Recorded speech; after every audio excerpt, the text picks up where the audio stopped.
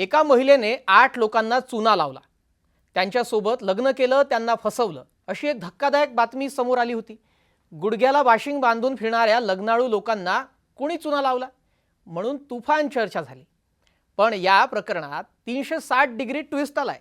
ज्या नवरीनं लोकांना चुना लावला असा पोलिसांना संशय होता, ती स्वतःच पीडिता निघाली आहे। सगळ्यात महत्त्वाचं म्हणजे तिच्या नवऱ्यानं तिला फसवल्याचं समोर आलंय। नेमकं हे प्रकरण काय आहे आणि एक बायको 8 नवरे या थरारक स्टोरी मागचा खरा विलन कोण, याचा सविस्तर आणि सखोल आढावा या व्हिडिओतून आपण घेणार आहोत। नमस्कार, मी श्रेयस पांडे, तुम्ही पाहताय न्यूज 18 मराठी।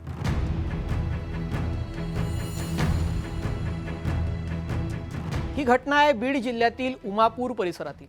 काही दिवसांपूर्वी इथं एक धक्कादायक प्रकरण समोर आलं।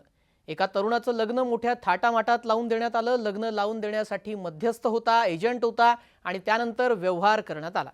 सगळं झालं, पण लग्नानंतर अचानक अशी माहिती समोर आली की ज्या मुलीसोबत लग्न झालं तिची याआधीच तब्बल 8 लग्न झाली होती। हो, 8। आणि प्रत्येक वेळी कथितपणे वेगवेगळ्या मुलांना लग्नाच्या नावाखाली गंडा घालण्यात आला।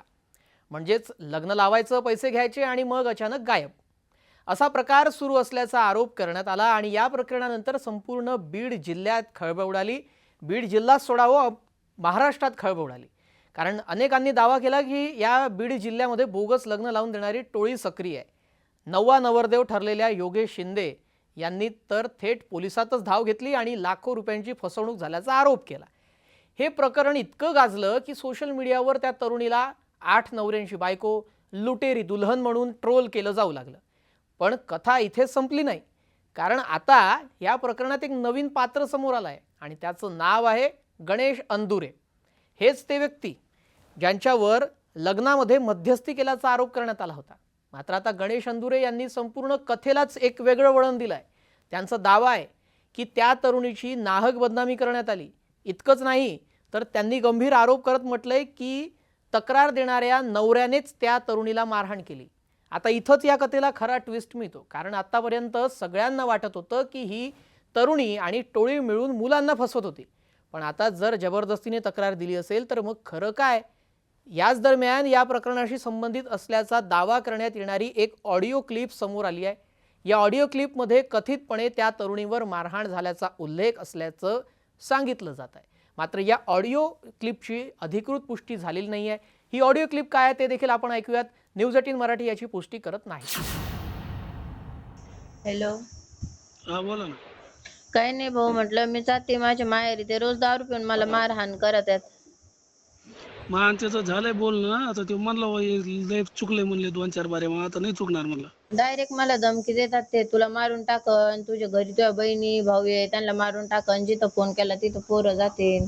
तुम्ही जर पुरीपणे माझी जिम्मेदारी घेत असेल तर मी जाते घरी। आता परवाच्या दिवशीच पवार साहेबाला इथं लिहून दिलं, माझ्या इथून पाया पडून मला घेऊन गेले, लिहून दिलं तर मी तुला हाणणार नाही, मारणार नाही, तरी काल मला मारलं। आणि काय म्हणते अजून, लिहून दिलं ते कोणचं काय म्हणे, 5,000 रुपये दिलं का ते फाडून फेकत असतात म्हणे। ही ऐकली तुम्ही आता ऑडिओ क्लिप। या प्रकरणामध्ये सत्य नेमकं कुठं आहे, हा मोठा प्रश्न निर्माण झाला आहे। एका बाजूला नवरा म्हणतोय त्याची फसवणूक झाली, दुसऱ्या बाजूला मध्यस्थ म्हणतोय की नवऱ्यानंच दबाव टाकला आणि मध्ये अडकली आहे ती तरुणी। सध्या हे प्रकरण चकलंबा पोलीस स्टेशनच्या अंतर्गत तपासात आहे। आता पोलीस नेमकी कोणती भूमिका घेतात, ऑडिओ क्लिप खरी आहे का, खरंच 8 लग्न झाली होती का, आर्थिक व्यवहार कोणाच्या माध्यमातून झाले, या सगळ्या प्रश्नांची उत्तरं तपासानंतरच समोर येणार आहे। पण या घटनेनं एक गोष्ट मात्र पुन्हा अधोरेखित केलेली आहे। आजकाल लग्नाच्या नावाखाली फसवणुकीचे प्रकार झपाट्यानं वाढत आहेत आणि अनेक ठिकाणी एजंट, मध्यस्थ, खोट्या ओळखी आणि पैशांचे व्यवहार करून लोक त्यात अडकतात। म्हणूनच लग्न ठरवताना केवळ ओळखीवर किंवा एजंटवर विश्वास ठेवणं किती धोकादायक ठरू शकतं हे या प्रकरणातून पुन्हा एकदा समोर आलंय। पण मित्रांनो, तुम्हाला काय वाटतं, या प्रकरणात खरंच फसवणूक झाली आहे का, की कुणाला तरी मुद्दाम यात बदनाम केलं जातं? तुमचं मत कमेंटमध्ये नक्की सांगा। भेटूयात पुढील नव्या एका माहितीपूर्ण व्हिडिओसह। नमस्कार।